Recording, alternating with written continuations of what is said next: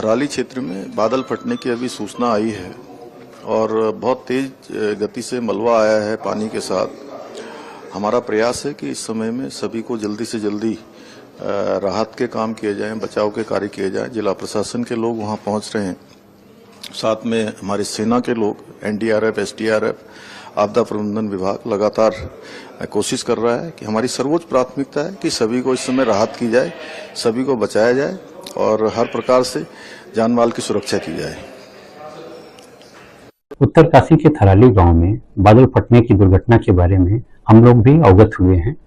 जैसे ये सूचना हम लोगों को प्राप्त हुई है, medical superintendent professor B Satyashri के नेतृत्व में ट्रॉमा को निर्देश दिया गया है कि दुर्घटना के संबंधित अगर रोगी पेशेंट हमारे तरफ आते हैं तो तुरंत ही उनके उपचार की व्यवस्था की जाए। और एम्स का जो बताएं कि जो ट्रेन है, दुर्घटना का ट्रेन उत्तराखंड में है, वो उसके लिए एम्स हमेशा तत्पर रहता है। जो भी इस तरीके की दुर्घटनाएं हैं उसको तुरंत जो है हम लोग जो है कैटर करते हैं और हमारे डॉक्टर मधुर उनियाल की टीम इसके लिए हमेशा तत्पर रहती है। उत्तरकाशी के थराली गांव में बादल फटने की दुर्घटना के बारे में हम लोग भी अवगत हुए हैं।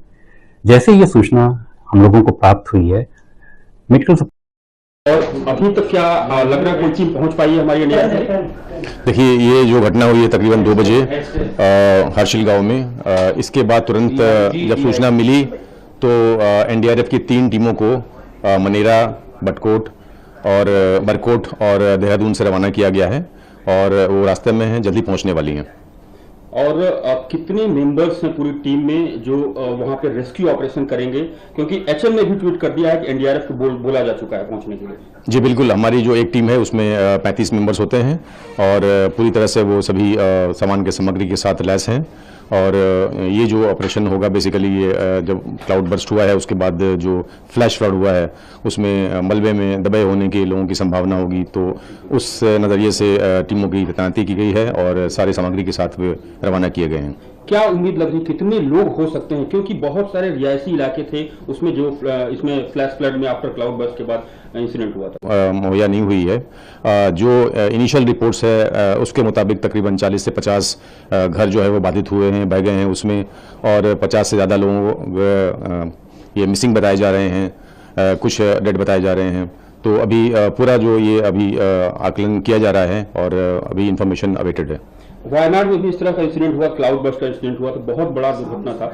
आपको लग रहा है कि उस तरह का मैच, क्योंकि बहुत देख के जिस तरह से वीडियोज आ रहे हैं काफी दुखदाई हैं? जी बिल्कुल, अगर आप देखें तो वायनाड है या चमोली का जो इंसिडेंट हुआ था 2021 में, एकदम एक तरह से एक रिप्ले लिख रहा है ये इंसिडेंट।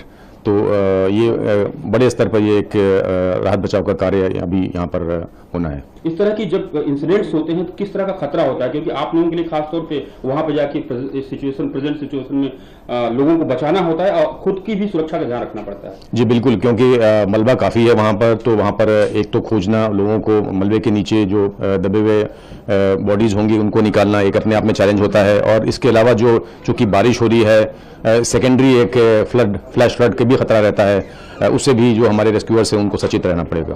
Thank you.